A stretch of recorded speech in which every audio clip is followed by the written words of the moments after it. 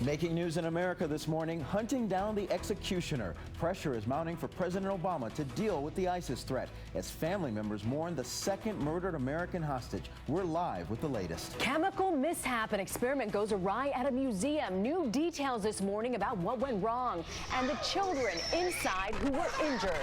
Close encounter. Two kayakers come face to face with a great white shark.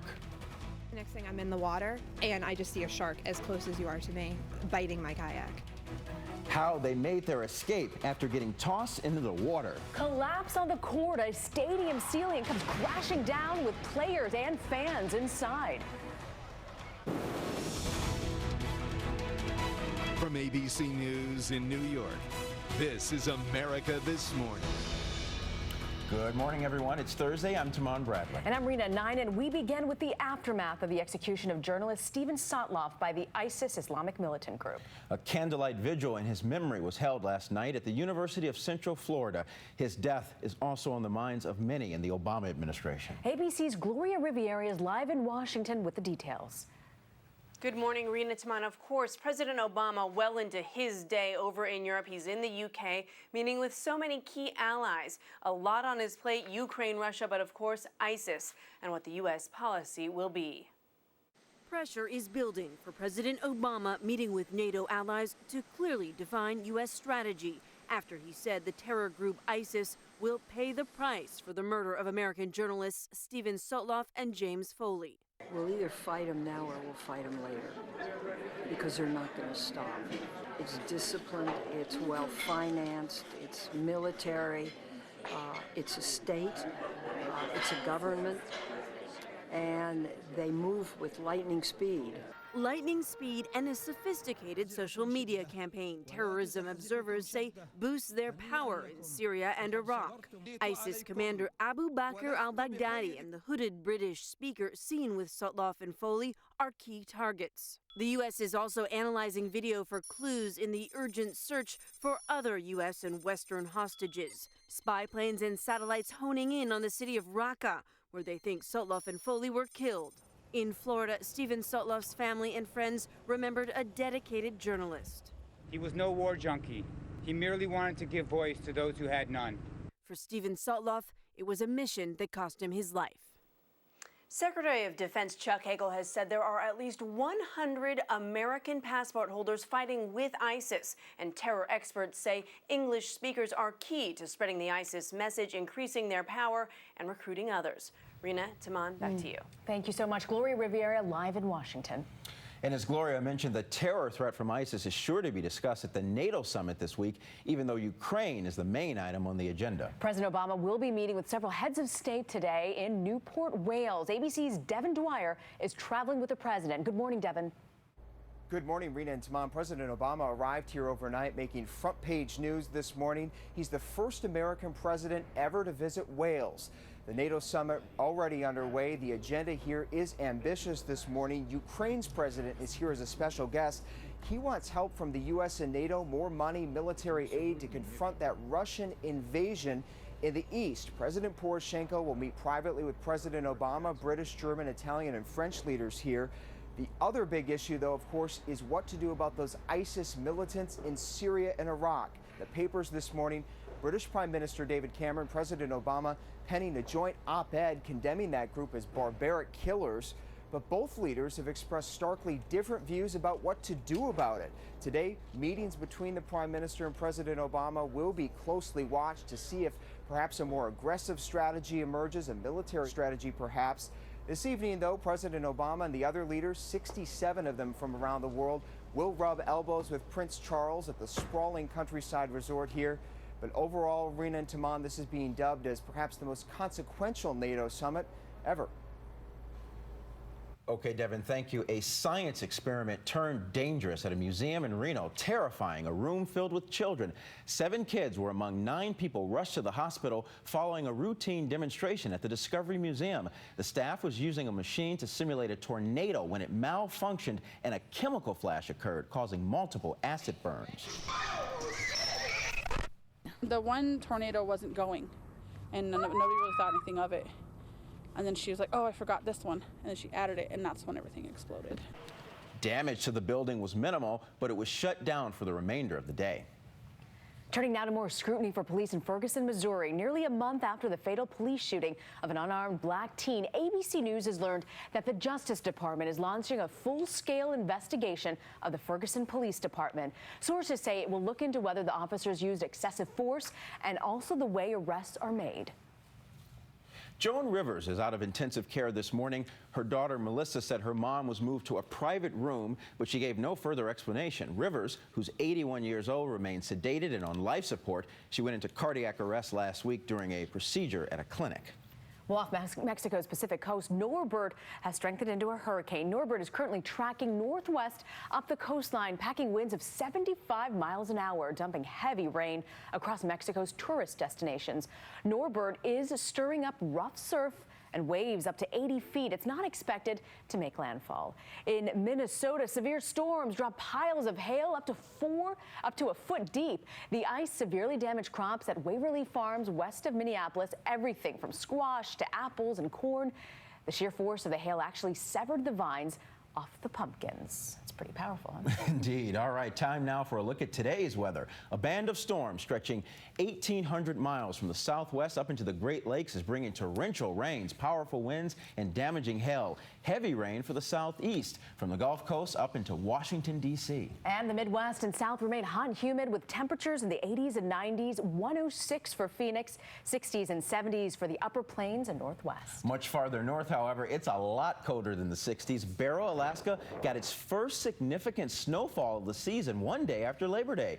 4.4 inches of snow fell there in America's northernmost city. I can't imagine getting out the coat right now. Very cold.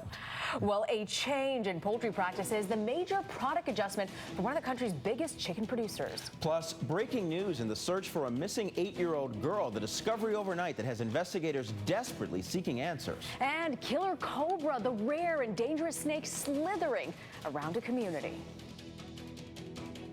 America This Morning's weather, brought to you by Walgreens.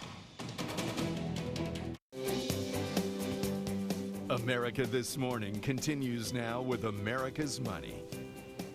Thanks for staying with us. The nation's third largest poultry producer is stepping into the debate raging over the use of antibiotics in meat and dairy. Purdue says it stopped using human antibiotics in virtually all their chickens and 100% of their egg hatcheries. However, Purdue will still use animal antibiotics, which critics say are just as dangerous.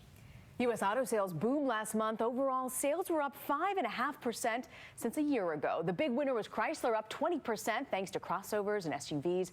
Ford sales were basically flat, and General Motors was off 1%, dragged down by Cadillac. Fast food workers across America are planning to walk off their jobs today, demanding a $15 an hour wage. The last time they did this was back in May. Organizers expect strikes today in more than 100 cities. They also say workers will use nonviolent civil disobedience to make their point. The fast food industry says a $15 an hour wage would wipe out profits. A popular show is learning there's a downside to winning so many Emmys. Piracy of Breaking Bad surged right after this year's Emmy Awards were announced. It more than quadrupled. Piracy of other Emmy-winning shows also soared, but Game of Thrones is still the most pirated show, and it didn't win any Emmys this year. And we're still 5 days away from Apple's big announcement about, well, we don't know what for sure Apple will announce, but there are already people lining and waiting up for whatever it is outside the flagship Apple store in New York. It's why they believe Apple will announce the newest iPhone on September 9th. Of course it'll be the phone. That's what you have your money on, huh? I'm going to go get one. I just want a regular dial-up phone that doesn't have internet or email. Can't get one of those. You're not fancy enough. When we come back, the high school that gives students the option of coming in much later in the day. Plus, bite marks on their kayak, a wild story to tell. Two women talk about their encounter with a great white shark. And look out below, a narrow escape as a stadium ceiling comes crashing down. America's Money, brought to you by Voya Financial. Well, it gives new meaning to being under the Golden Arches. 2 people were injured after a giant McDonald's sign crashed down on top of cars in the restaurant's drive-thru. That was in Weatherford, Oklahoma, crushing those cars like bugs practically. The 2 people trapped in the wreckage suffered only minor injuries. Now for a look at your morning road conditions. An 1,800-mile-long band of severe weather will create wet conditions from the southwest to flooding conditions in the upper Midwest and Great Lakes. Wet conditions will also stretch from South Texas, the Gulf Coast, to the southeast and up into Washington, D.C. If you're flying, delays are possible in Minneapolis and Atlanta. Well, breaking news this morning in the search for a missing 8-year-old girl in Arizona. A body has been found near the home of the girl, but it has not been identified.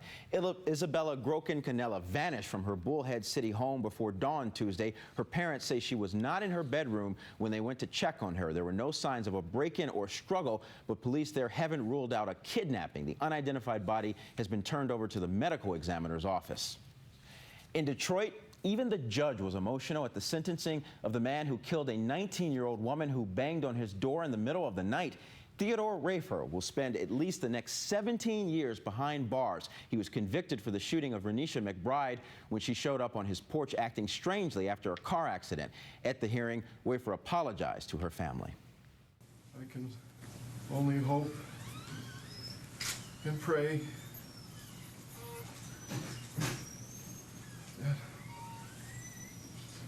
that somehow you can forgive me. The jury rejected Rafer's claim of self-defense. To Massachusetts now, where 2 kayakers got the fright of their lives when what appears to have been a great white shark took a bite out of one of their boats. The 2 young women were taking pictures of seals about 150 yards off the coast of Plymouth last night. 1 minute they were talking to each other, the next they were knocked into the water, swimming with a shark. I looked back at her and it came directly out of the water underneath the boat, launched her backwards and flipped me over. Fortunately, neither of them were injured. The shark swam away, but experts say the bite mark on the kayak belongs to a great white shark. They're known to hunt seals in those waters this time of year. Now some news about snakes, starting with a dangerous cobra on the loose in a suburban Los Angeles neighborhood. It's an albino cobra, which is venomous and considered extremely dangerous. What's not clear is where the snake came from. On Monday, it attacked a dog, sending it to an animal hospital in critical condition. Cobras are generally illegal on their own in California if you own them. And that snake, that one right there, was found in the drive-through lane of a Burger King in Illinois. No one knows how the more than 6-foot-long boa constrictor got there. Animal control officers captured it and took it away. Plenty of people calling it a whopper of a boa constrictor. So the NFL, it's a tough business, but here's an example of one team going the extra mile for a player. Devin Still was cut by the Cincinnati Bengals last weekend, but now he's been re-signed to the team's practice squad. Still's 4-year-old daughter is battling cancer. As a member of the practice team, Still can keep the NFL's insurance plan that helps pay for his daughter's treatment. That is great. And of course, the new NFL season kicks off tonight with the Packers visiting the reigning Super Bowl champions, the Seattle Seahawks. First, though, some baseball and tennis, thanks to our guys at ESPN. Welcome to our Sports Center set here in Los Angeles. He's Neil Everett. I'm Stan Verrett. A battle of Major League Baseball division leaders demands our immediate attention. Yeah, we're thinking of doing this segment standing up. Let's go to Dodger Stadium. The Dodger Dogs are no longer fresh. We're in the bottom of the 13th. Nationals in town. Runner on third, 2 outs. Tied. D. Gordon, lay down, Sally. No. Both teams left 12 men on base. I mean, this game was unbelievable. And at the top of the 14th, 2 outs, and Nats had manufactured a run on an error and a wild pitch. And then as Drupal Cabrera saying, you know what, we'll play the bottom of the 14th, but there will be no 15th. Nationals win 8-5. I'm surprised more fans didn't stay. You already took the day off from work. Yeah, exactly. You know, there's nobody there at the end. U.S. Open, Novak Djokovic, Andy Murray, quarterfinals. They met in the finals here 2 years ago. Murray got his first Grand Slam win. No such luck this time because Djokovic said so. Murray into the net in the 4th set. And now this is match point. Murray looking a little fatigued, and perhaps that's why he hit another one into the net. Djokovic goes on to win at 7-6, 6-7, 6-2, 6-4 to get to the semifinals. Yeah, I got a text from a friend of mine who said another friend of ours, Brendan Murphy, was actually sitting in Djokovic's box at that match. All right, lucky. That's pretty cool. All right. So all we got. Yeah. You know, we don't usually deal with badminton highlights on this show, unless, of course, this happens. That roof collapse took place, can you believe it, at a badminton tournament in Vietnam. Thankfully, no one was injured. Players would have been on the court right where that debris fell, but they were told a collapse was possible and got out of the way just before it happened. That is frightening. Thankfully, they weren't there.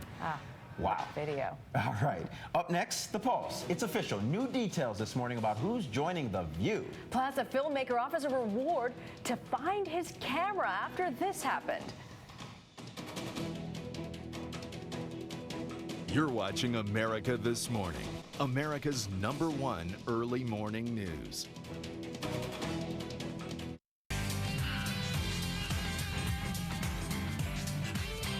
Okay, Rena, time to check the pulse. Stories you'll be talking about today, starting with a big announcement from The View. The show has named actress Rosie Perez and political analyst Nicole Wallace as its newest co-hosts. Rosie will add an important Latina voice, and Nicole brings her experience working in the Bush White House. They'll join Whoopi Goldberg and Rosie O'Donnell when the groundbreaking daytime talk show, Can You Believe This, starts its 18th season a week from Monday. Lots of screaming and talking over each other.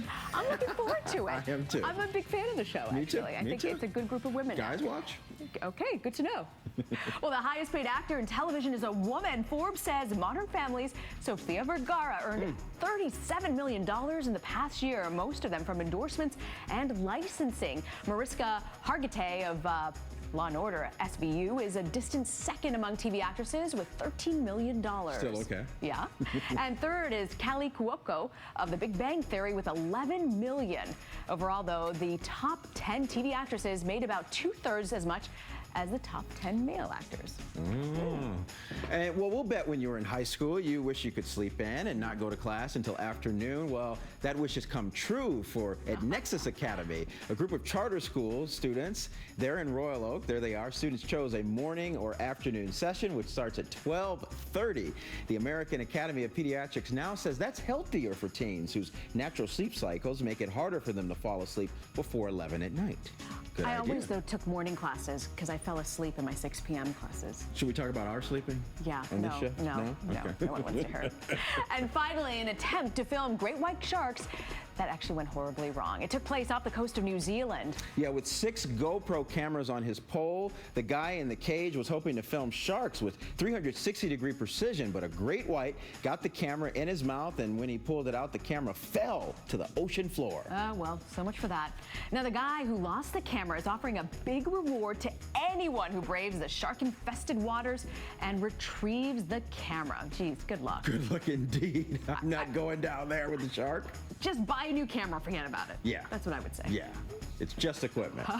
For some of you, your local news is next. Yeah, and for everyone else, we'll be back with a couple who hit a jumbo jackpot.